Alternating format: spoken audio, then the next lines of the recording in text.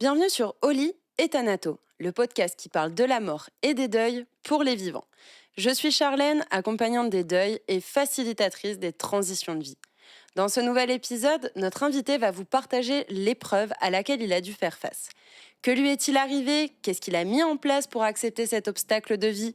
Comment a-t-il fait preuve de résilience? Qu'est-ce qui lui a permis de se relever?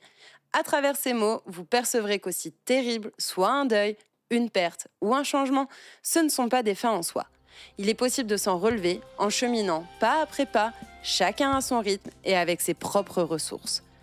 J'espère que vous trouverez l'écho et la résonance dont vous avez besoin pour cheminer dans votre propre processus, accueillir l'impermanence de la vie et voir cette transition comme une renaissance. Écoutons tout de suite son témoignage de résilience. Bonjour à tous, bienvenue sur ce nouvel épisode où j'ai le plaisir de recevoir à nouveau Caroline, mais pas pour le même sujet. Caroline, je te laisse déjà te représenter et puis amorcer un petit peu, introduire la thématique du jour. Yes, bah écoute, hello Charlène, bonjour tout le monde, très contente d'être de nouveau ton invitée dans ce très beau podcast. Donc moi c'est Caroline, je vis en Lorraine, j'ai bientôt 30 ans, aïe aïe aïe, plus que 2 mois, et je suis en reconversion professionnelle depuis le début de cette année, donc je fais du coaching, on va avoir l'occasion à mon avis d'en parler un petit peu. Et puis, aujourd'hui, on est là pour parler de l'aidance, qui est un rôle un peu particulier, que j'ai découvert un peu malgré moi en 2020 et 2021 quand mes 2 parents ont eu un cancer. Donc comme je dis toujours, les 2 vont très bien aujourd'hui, c'est important de le dire, hein, on va pas plomber l'ambiance, tout va bien. Mais voilà, c'est vrai qu'il y a eu beaucoup de bouleversements pour eux et pour moi et donc ce rôle-là, je pense que c'est important d'en parler. Merci, tu as clairement amorcé le sujet, hein, justement, qu'est-ce qu'un rôle d'aidante? Qu'est-ce qui fait que toi, tu en es arrivée là aussi? Quelles sont les conséquences, on va dire, positives et un peu plus désagréables pour pas employer le mot négatif, avant d'aller un peu sur les deuils que tu as pu et que tu as dû traverser avec ce rôle. Est-ce que tu veux préciser un petit peu le rôle d'aidante, justement? Oui, alors aujourd'hui, ce rôle-là, il est nouveau, je dirais, parce que, on est tous confrontés à des épreuves dans nos vies, que ça soit la maladie, un décès ou quoi que ce soit et en fait, l'aidance, c'est un rôle qui se fait, je dirais, naturellement. C'est-à-dire que moi, quand on a diagnostiqué à ma maman en 2020 un cancer, ça a été la douche froide pour tout le monde, ça a été un choc et en fait, la question, elle s'est pas posée. Pour moi, c'était, je vais être présente pour ma maman, je vais la soutenir, je vais être présente à ses rendez-vous si je peux. Alors malheureusement, en 2020, on était en plein covid, donc c'est vrai que j'ai pas pu l'accompagner physiquement, comme je l'aurais aimé, mais en tout cas psychologiquement, j'étais là, ça c'est clair et c'est vrai que, ça s'est fait naturellement et je pense que la première chose à dire par rapport à ce rôle-là, c'est que c'est un rôle souvent dont les gens n'ont pas conscience parce que quand on parle d'aider quelqu'un, on pense à une assistance, de type comme pour des personnes plus âgées ou en fin de vie où c'est, je leur fais les courses, je fais la toilette, je fais des soins, je mon temps est consacré à cette personne-là et en fait, oui, c'est en grande partie ça, mais pas que. Les danses, c'est, avoir un soutien psychologique, une pensée, une attention, c'est finalement, c'est un peu tout et n'importe quoi, j'ai envie de dire, mais c'est le cas, c'est que on est là pour la personne qui en a besoin, que ça soit à cause de vieillesse, de maladie ou de handicap aussi et c'est quelque chose qui nous demande du temps, de l'énergie et qui impacte aussi nos vies donc ouais, je pense que le la première chose, c'est de dire que, on se dit rarement aidant parce que ça se fait naturellement. On le fait par amour, notamment si c'est nos parents parce que, ils nous ont élevés, ils ont été là pour nous, c'est normal de leur rendre un petit peu l'appareil en se disant: «Eux traversent quelque chose de difficile, c'est à mon tour, d'être là pour eux quand ils en ont besoin», en fait. Je dirais même aussi que, je pense qu'il faut le dire, c'est un rôle, qu'on n'a pas choisi, du coup, qui a ses avantages et du coup ses inconvénients. C'est que, l'avantage, c'est que, oui, on est là pour la personne qu'on aime, c'est normal. Mais du coup, ça impacte nos vies aussi, ça a une incidence sur notre propre santé. Il faut savoir qu'il y a un aidant sur 3 qui risquent de décéder avant la personne aidée. Donc quand tu réfléchis à ces chiffres-là, c'est quand même assez impressionnant parce que, bah, les aidants ont tendance un petit peu à s'oublier, à ne pas prendre le temps, voilà, de lever le pied, de s'accorder, le temps nécessaire pour du repos, pour aller chez le médecin et cetera. Parce qu'ils sont tellement pris dans le tourbillon de l'aidance de: «Bah, oui, mais je dois aider la personne qui en a besoin», qu'on s'oublie un petit peu. Alors moi, à mon échelle, on n'en est pas du tout là et je pense qu'il y a beaucoup de personnes aujourd'hui qui sont aussi dans cette situation. C'est qu'en étant proche de quelqu'un en fin de vie, malade ou avec un handicap, on n'est pas forcément, 100 du temps dans les danses. Ça va être, partiellement. Voilà, c'est un peu un temps «partiel» entre guillemets, mais qu'on n'a pas choisi parce que, bah, oui, encore une fois, ça se fait naturellement et du coup, bah, la question c'est un peu, bah, ouais, mais est-ce que j'ai le droit de refuser, en fait? Est-ce que j'ai le droit à un moment de dire: «Bah, non, moi ce rôle-là, j'en veux pas»? Et bah, c'est très difficile et il y a beaucoup de culpabilité, mais oui, on a le droit de dire: «Non, je ne veux pas de ce rôle-là, j'ai besoin de prendre mes distances» et c'est voilà, la personne est légitime pour le faire. Alors c'est pas mon cas, j'avoue pour le coup, mais je pense qu'on va avoir l'occasion, d'en parler en tout cas. Bien sûr. Merci beaucoup pour cette belle introduction. J'ai envie de dire, si je résume un peu ce rôle d'aidant, c'est un rôle qui est méconnu. C'est un rôle qui est finalement naturel, d'une certaine manière, qu'on considère comme naturel, sur lequel on a du mal à mettre le mot et l'étiquette justement de ce rôle, parce que, ben, justement, c'est naturel. Et donc du coup, qui est méconnu et qui est aussi d'une certaine manière subi, comme la plupart des deuils de la vie et des événements négatifs, désagréables, inconfortables qui nous arrivent. On préférerait souvent faire l'impasse dessus, hein, et s'en passer et ne pas devoir les vivre, mais ben, au départ, on les subit et c'est pour ça souvent qu'on rentre dans un état de résistance plus que de résilience et c'est finalement qu'est-ce qu'on fait de tout ça? Et ça va être aussi un peu le sujet de notre épisode d'aujourd'hui, c'est quels sont les deuils finalement et je le mets vraiment au pluriel, à traverser, à cheminer, à processer, à découvrir, avec ce rôle de la proche aidance. Parce que, finalement, c'est dès le moment du diagnostic de la personne, qui est pas nous-mêmes, hein, mais de la personne, de notre proche, qui amène ce chemin du deuil et des deuils parce que, ben, le diagnostic, il vient poser un avant et un après. Un avant où la personne n'était enfin, elle était déjà malade, mais finalement, on n'était pas au courant parce que le diagnostic, il arrive pas, il change pas comme ça d'une seconde à l'autre. Mais ça n'empêche que ça perturbe, ça désorganise. Il y a vraiment cet avant-après qui chamboule la vie, qui chamboule le quotidien, qui chamboule les routines, qui chamboule les activités de la personne déjà elle-même, mais aussi de son entourage très proche. Finalement, si on le dit en une phrase, c'est le diagnostic amène des deuils et c'est ce que j'ai envie d'échanger avec toi. Est-ce que tu as envie déjà de nous parler d'un premier deuil ou des premiers deuils que tu as dû accueillir dans ta vie et qu'est-ce que ça a changé justement pour toi? J'aime beaucoup ce que enfin, je pense que tu résumes très, très bien le propos. C'est que, en fait, il y a un avant et il y a un après. Pour la personne à qui on diagnostique une maladie, enfin là, en l'occurrence, moi, mes parents, c'était le cancer. Mais il y a aussi un avant-après pour moi. Et en fait, aujourd'hui, cet avant-après-là, il est flagrant, il est marqué, en tout cas pour moi. Je me rappelle, précisément où j'étais, qu'est-ce que je faisais quand, ma mère, m'a appris qu'elle avait ce cancer-là. Enfin, ça a été, vraiment, marquant, même si parfois mon cerveau me joue un peu des tours et me plonge un petit peu dans une forme de d'oubli ou de déni par rapport à certaines choses. Je le constate et je pense que si des personnes, qui nous écoutent l'ont vécu, je pense qu'elles se reconnaîtront aussi probablement. Mais ouais, le 1 deuil, c'est de se dire: «OK, avant, bah, finalement, on savait pas que ça allait nous tomber dessus et en fait, bah, si on avait su, bah, on aurait vachement plus profité. On aurait fait plein de choses, on se serait dit certaines choses, on aurait» voilà, je repense toujours à des vacances, que je devais faire avec mes parents à la montagne. C'était prévu et mon chien est tombé malade à ce moment-là et on s'est dit: «Bon, il a dû se faire opérer», enfin ça a été très compliqué donc on ne l'a pas fait et avec le recul maintenant je me dis: «Mais, ah la vache, si on l'avait fait ces vacances-là, on aurait emmagasiné une tonne de souvenirs qui ouais, qui nous auraient fait du bien à tous, on aurait partagé ce moment-là et aujourd'hui, bah, on aura l'occasion d'y revenir, mais c'est des choses qu'on ne peut plus faire. Alors j'ai la chance que mes parents soient en vie, aillent bien, ça c'est sûr, mais il y a un deuil, de ce qu'on pouvait faire avant ensemble qui est là et qui est assez difficile à passer, on va pas se mentir. Et moi aussi dans ma vie d'avant, il y avait cette forme d'innocence, cette forme de d'insouciance de, bah, oui, mes parents, bah, c'est mes parents. Oui, je vieillis, eux aussi. Mais oui, je sais qu'un jour ils seront plus là, mais pour l'instant ils sont là et c'est dans l'ordre des choses et c'est normal, en fait.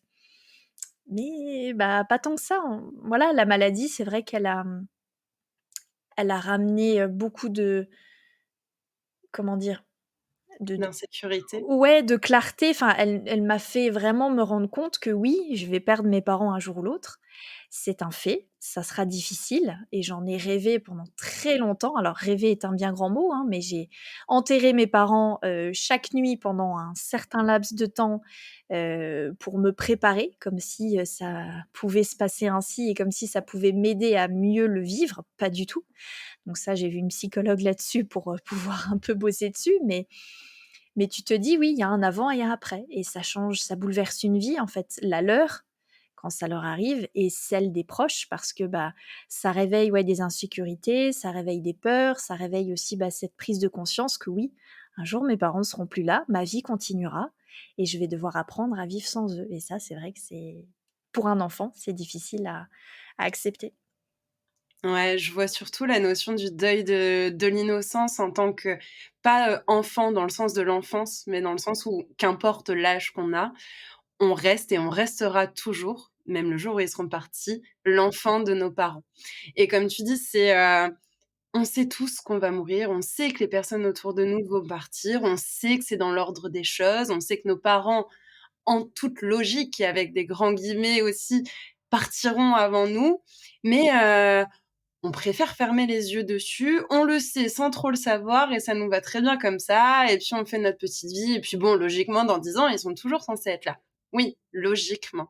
Mais du coup, c'est un peu ce que je retire de ce que tu as dit, cette innocence et le fait d'en avoir réellement pris conscience et alors moi, je l'ai eu d'une autre manière avec un réel décès, mais je trouve que ça en fait partie aussi. C'est qu'il y a cette notion de maturité derrière, de maturité, de prise de conscience, de nouveau regard, qui est pas forcément mauvais, qui est pas mieux que l'ancien, qui est encore une fois différent. Il y a un avant et un après, il y a ce changement.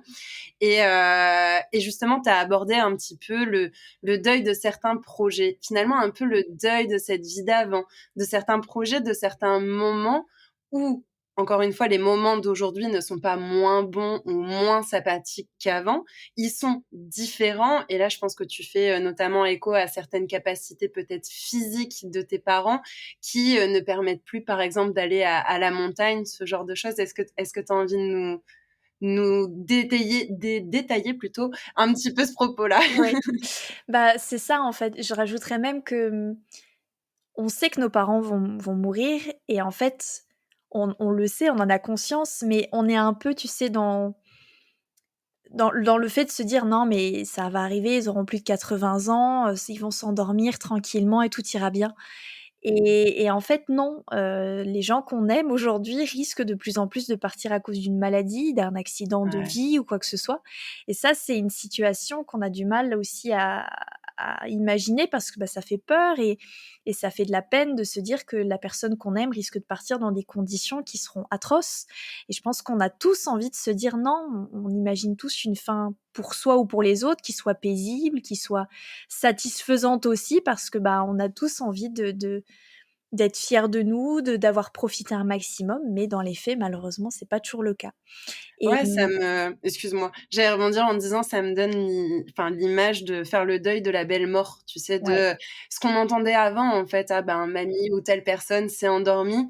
Enfin, c'est vrai que moi, quand j'étais jeune et on a plus ou moins le même âge, j'entendais beaucoup plus ce discours-là. Alors que ouais, maintenant sur les décès que j'entends alors, point d'interrogation, est-ce que c'est parce que j'ai grandi et que du coup j'ai un regard d'adulte? J'en ai pas la certitude, mais néanmoins maintenant j'entends beaucoup plus, comme tu le dis, des maladies, des accidents et des causes qui sont extérieures et des pas belles morts, en fait. ouais, Enfin, c'est pas des jolies morts, finalement. C'est pas une personne qui s'est endormie et puis, ben, finalement, elle a vécu heureuse et puis, elle s'est endormie. C'est un peu comme les contes de fées, ils se marièrent et ils eurent des enfants et vécurent heureux jusqu'à la fin de leurs jours. c'est Bah, clair. c'est plus ça, quoi et encore une fois, ça rejoint l'innocence. Ouais. Excuse-moi, je t'ai Non, coupé, non, non, vas-y. non. Moi, il faut savoir que ma grand-mère, paternelle est décédée dans son sommeil et c'est vrai que c'est un peu le schéma qu'on imagine tous, tu sais, de se dire: «Bah, ah ouais, bah, j'aimerais bien mourir comme ça» ou «J'aimerais bien qu'un de mes proches décède comme ça en s'endormant paisiblement et en ne se réveillant pas».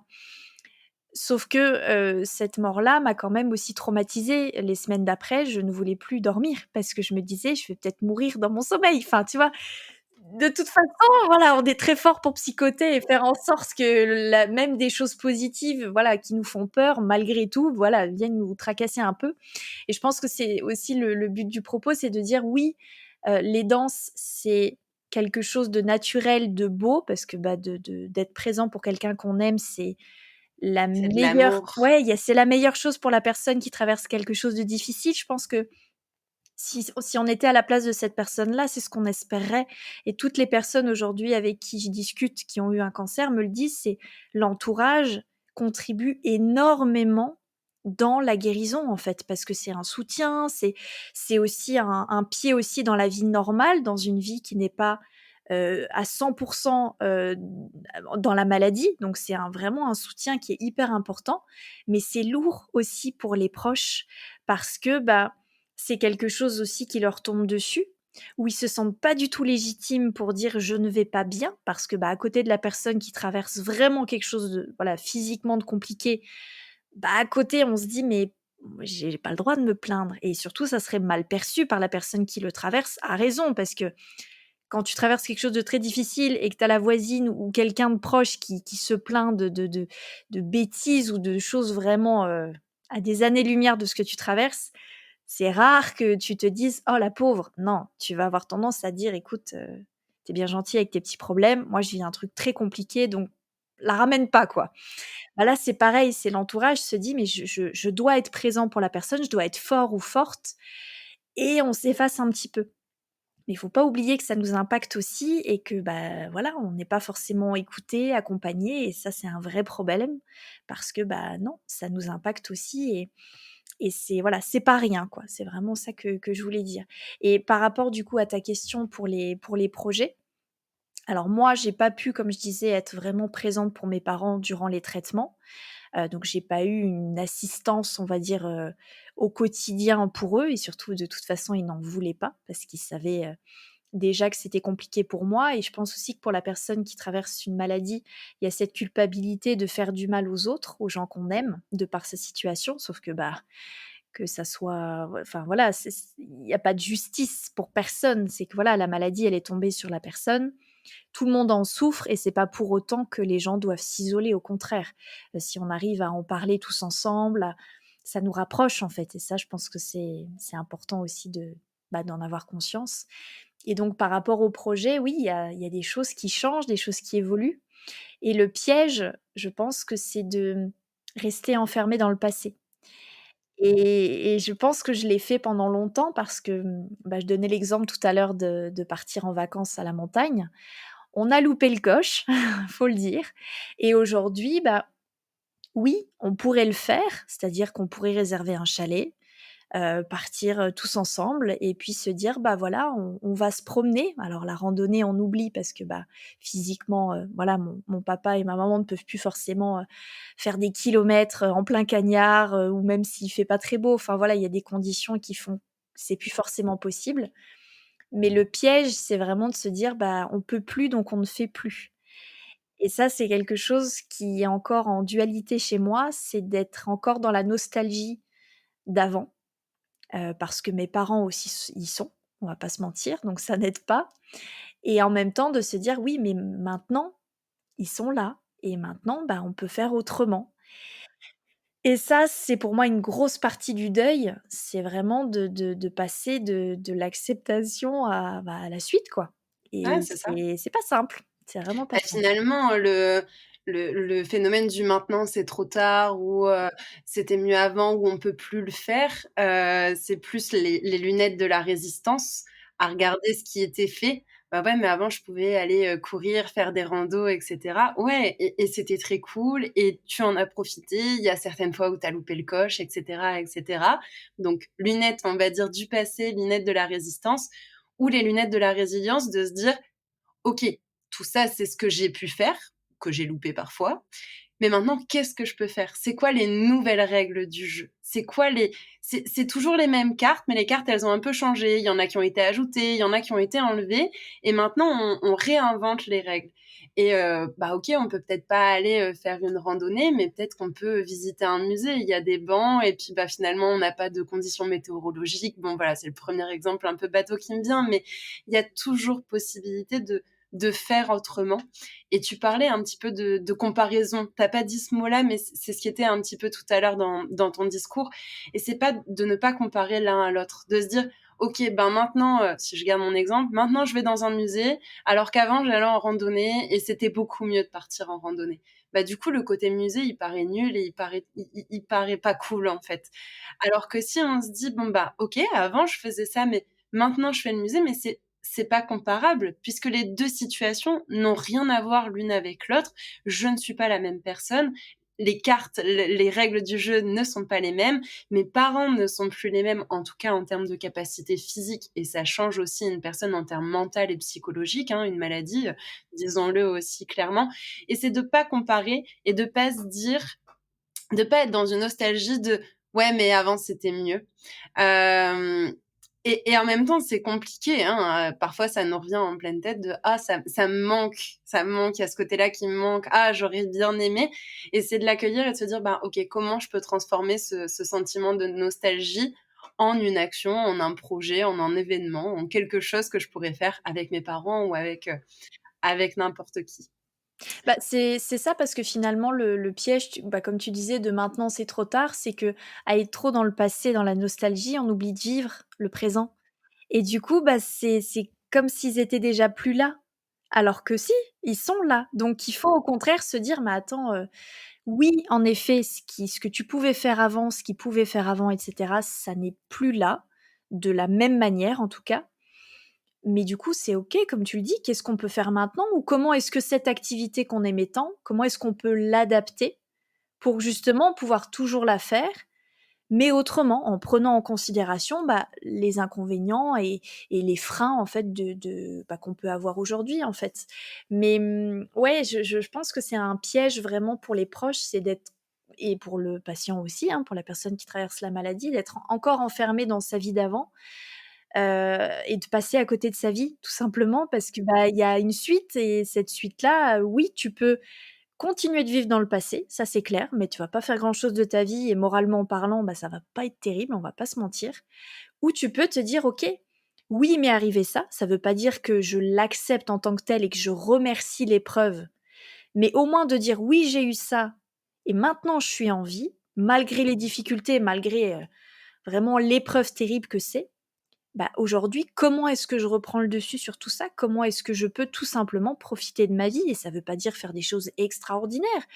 Ça peut être juste retourner dans son train-train, faire des petites choses du quotidien qui nous font plaisir. Enfin, c'est d'adapter en fait à une situation subie, de toujours garder un peu le contrôle dessus en se disant: «Oui, OK, je peux peut-être plus manger ce que je veux, je peux peut-être plus faire autant d'exercices physiques qu'avant, bah tiens regarde, ça je vais quand même pouvoir le faire et puis, si derrière je suis malade ou que je suis fatiguée et c'est pas grave, j'ai un plan B qui me permettra de pouvoir avoir profité à ma manière et derrière pouvoir aussi, me reposer ou en tout cas, voilà, subir peut-être un peu les conséquences derrière si très légères bien sûr, hein, mais voilà, de pouvoir un petit peu adapter, la situation». Ouais, et puis moi, j'avais même envie de pousser le piège du c'était mieux avant ou du maintenant c'est trop tard. En Si on reste piégé sur le passé, chaque jour, on se rapproche plus de la fin que du début. Et potentiellement, il peut y avoir des récidives, etc., sans être dans un côté dramatique, mais ça reste une réalité des choses aussi. Et c'est de se dire, ben, finalement, on arrivera un jour où nos parents nous auront quittés, et il y aura eu l'avant, le côté super cool de la randonnée, l'entre-deux où ben, on aura cultivé cette nostalgie de l'avant et où peut-être il ne se sera pas passé grand-chose. Et là, ils seront définitivement partis. Et là, on pourra clairement dire, bah ouais, maintenant c'est trop tard. Parce que je ne peux plus rien changer.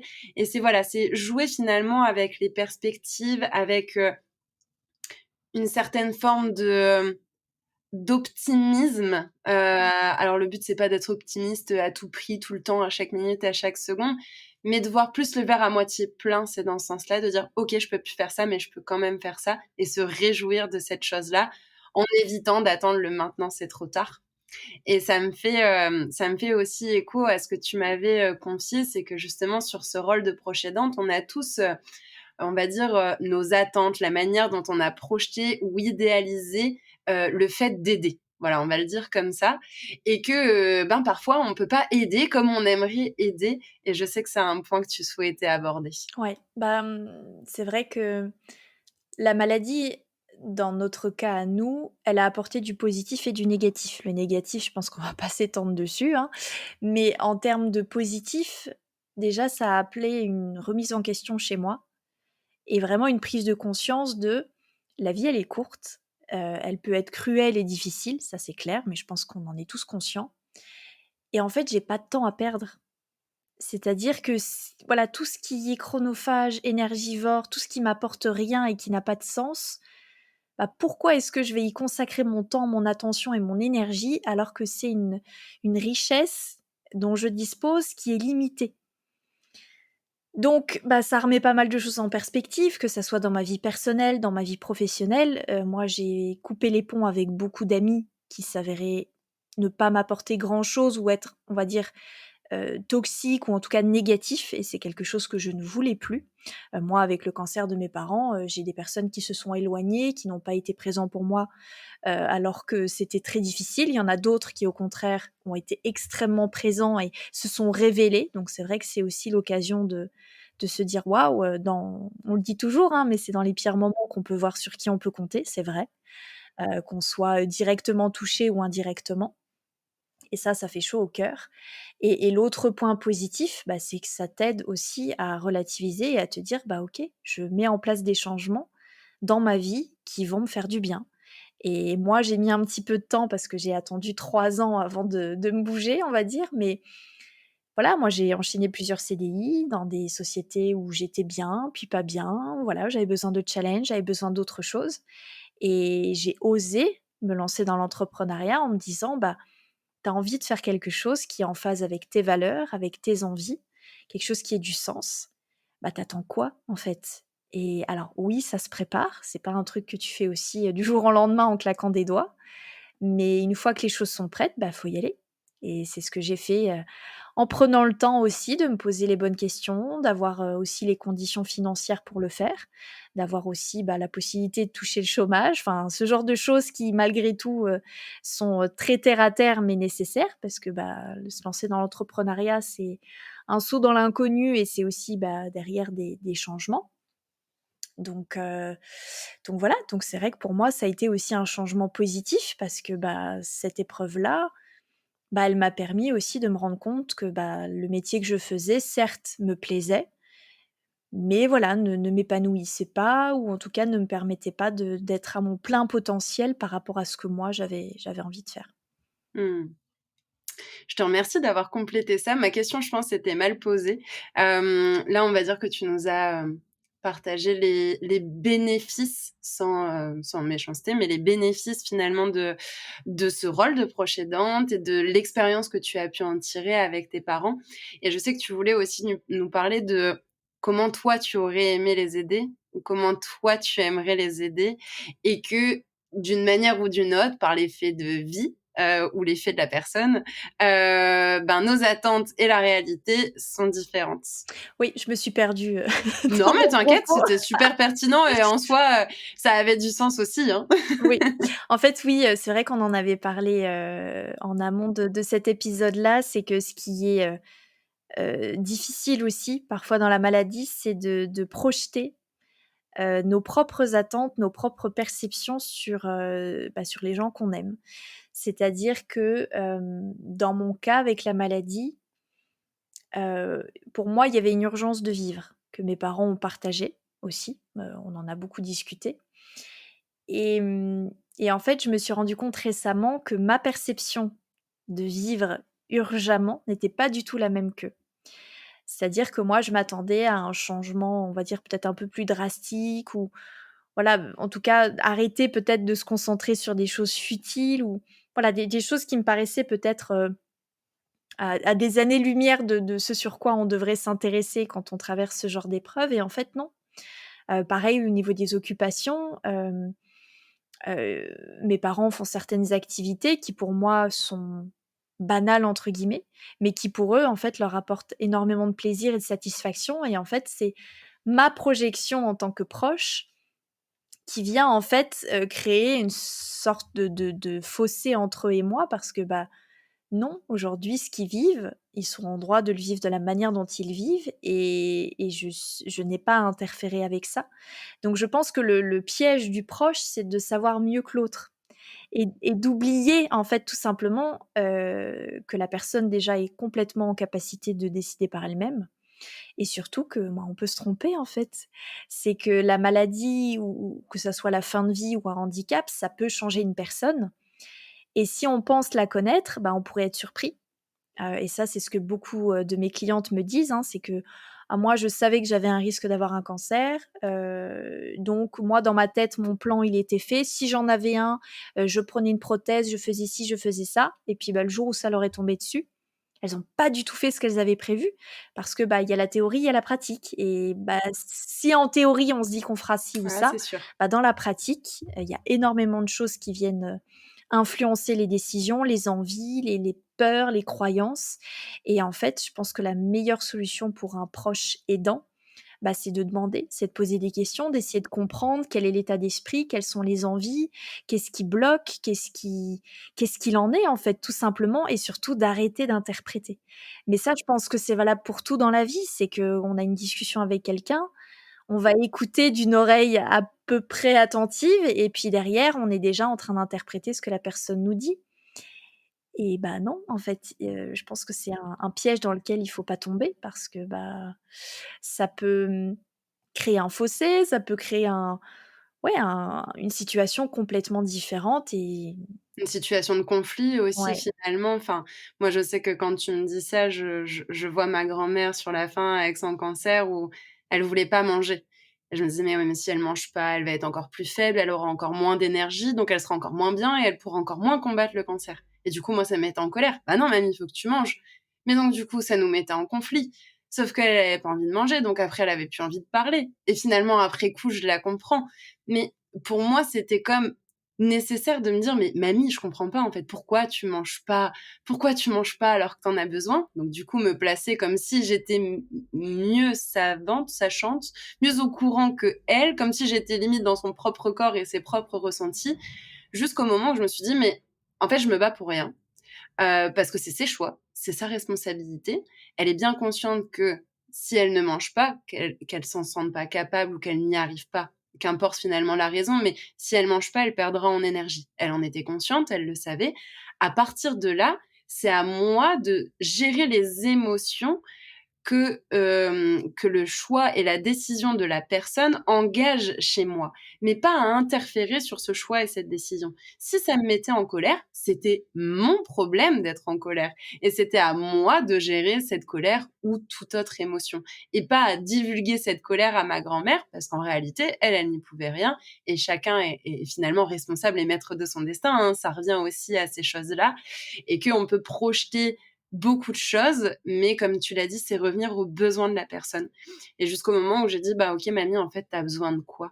Tu as besoin de quoi? Tu as envie de quoi? Qu'est-ce qui te ferait plaisir?» Et ça, c'est valable dans un deuil, qu'importe le type de deuil, que ce soit une séparation, un licenciement, une maladie, un accident, qu'importe. C'est valable pour la fin de vie, quand les personnes sont réellement plus proches de la fin. C'est valable dans le cas d'un proche aidant. J'ai même envie de dire que c'est valable tout le temps, en fait. Souvent, on projette des choses et alors que si on se taisait un peu et qu'on posait la question ouverte en disant: «Mais de quoi tu as besoin? Comment je peux t'aider? De quoi tu as envie? Qu'est-ce qui peut te faire du bien?» et cetera, bah, on aurait des discours, et des échanges beaucoup plus apaisés et je pense aussi beaucoup plus constructifs. Ouais. Mais je pense que ce qui est difficile dans tout ça, c'est que les gens n'ont pas l'habitude de bah, déjà d'être confrontés à des situations comme ça parce que, bah, la maladie, le deuil et cetera, en général, on n'est pas préparé. On nous apprend pas à l'école à voilà, comment vivre avec quelqu'un de malade, comment vivre avec quelqu'un qui nous quitte.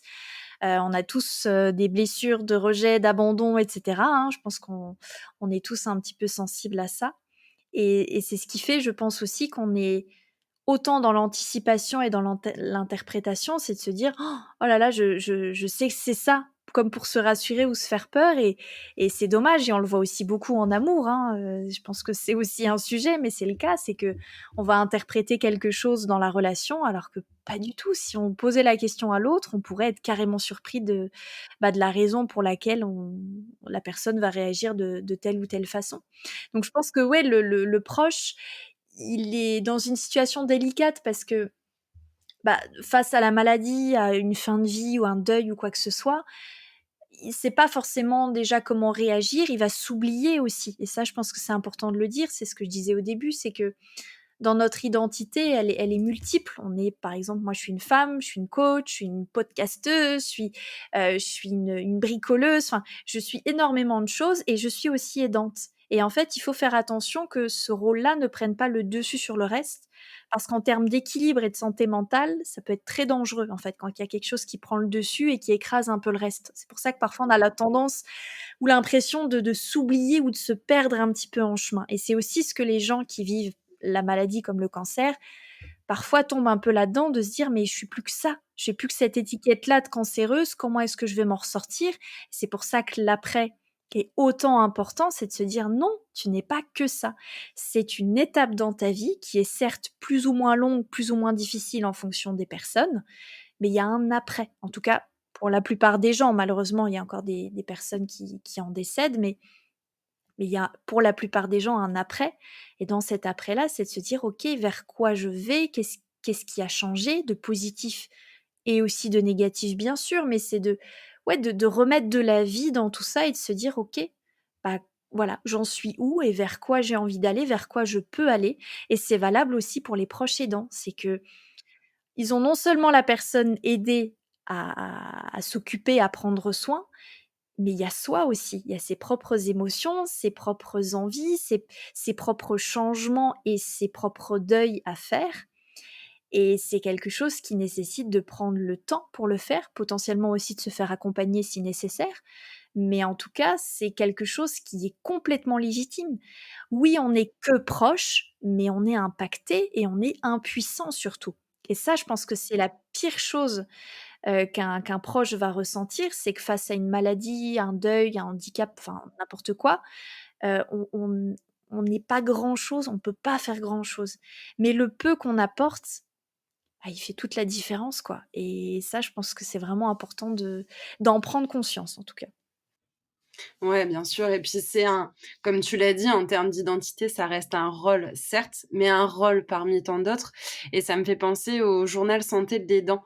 J'ai plus le nom de l'association, je sais pas si tu la connais, je suis en train de rechercher, mais je vous le mettrai en lien dans la description et justement, c'est pour prendre soin de soi, en fait, en tant qu'aidant et que si je ne prends pas soin de moi, ça reste toujours la même image, basico-basique, mais quand il y a un crash d'avion, la première personne à qui tu mets le masque, c'est toi et ensuite tu vas aider les 2, 3, 4, 500, qu'importe le nombre de passagers que tu veux aider, mais d'abord toi. Et ben, c'est la même chose et ce journal santé de l'aidant, c'est une ressource aussi pour se dire: «D'accord, je suis aidant ou aidante, mais parmi tellement aussi d'autres choses».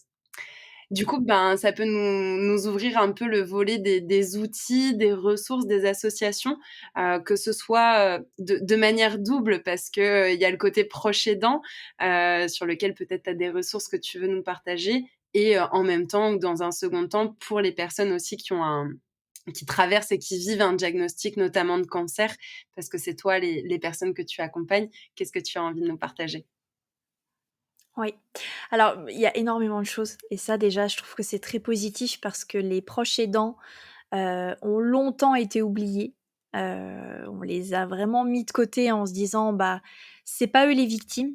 Alors non, en effet, c'est pas les victimes directes, mais c'est des victimes, voilà, collatérales comme on dit. Donc voilà, il faut pas les oublier, elles sont quand même touchées ces personnes-là et aujourd'hui, bah, il y a énormément de ressources qui existent. Déjà, bah, il y a des podcasts, le tien notamment va aussi dans ce sens-là.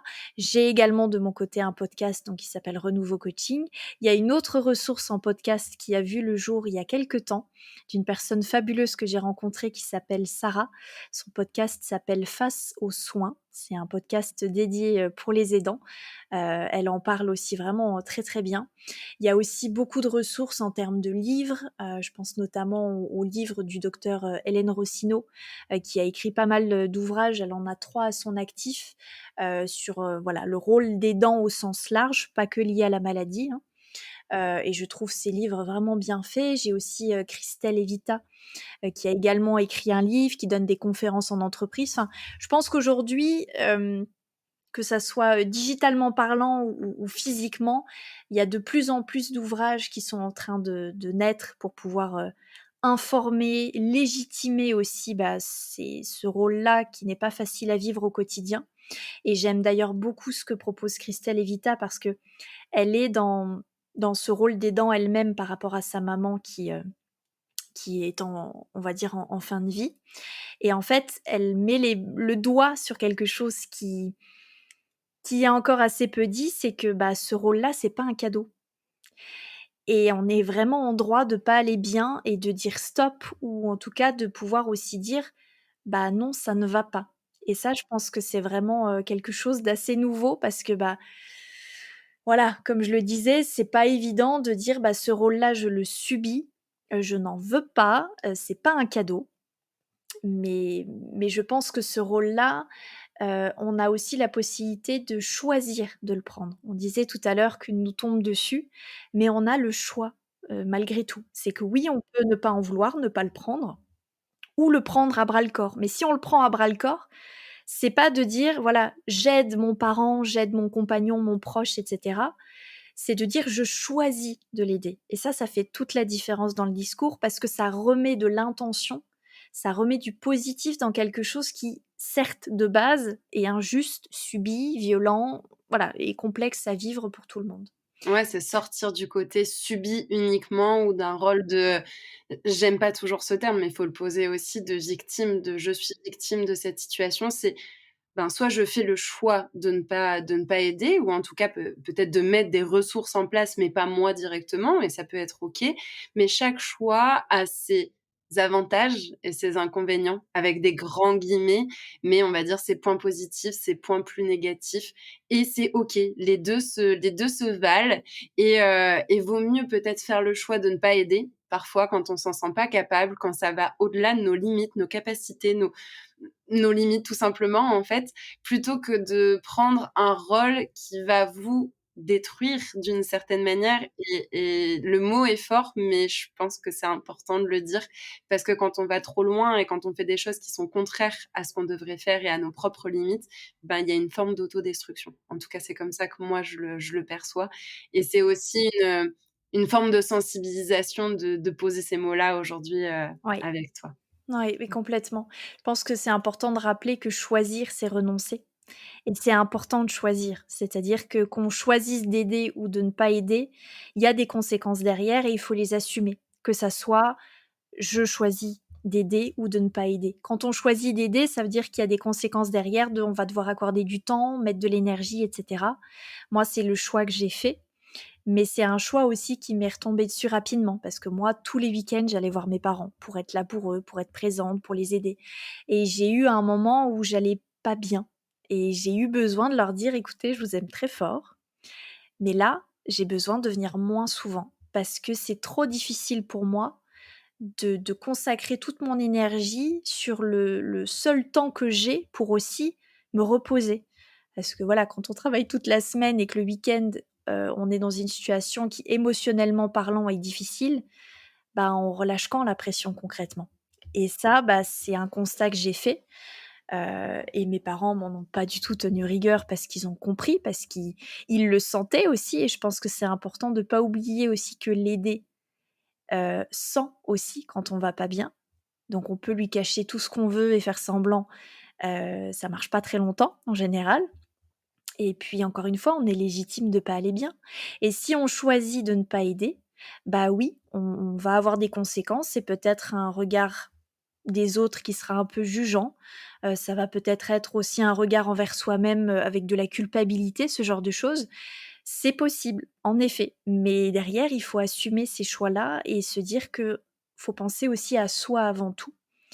Et je pense que c'est ouais, c'est vraiment important de le dire. Moi, j'ai un credo que je répète, à longueur de journée, mais c'est rebondir ou subir. Je voulais, reparler du rôle de victime dont tu parlais. C'est vrai, c'est que, ce rôle-là, il peut faire beaucoup de dégâts et oui, de base, on est tous victimes de situations complexes et difficiles comme la maladie ou la fin de vie. Mais derrière, c'est OK. Est-ce que tu décides d'être une victime ou est-ce que tu décides d'être acteur de ta vie?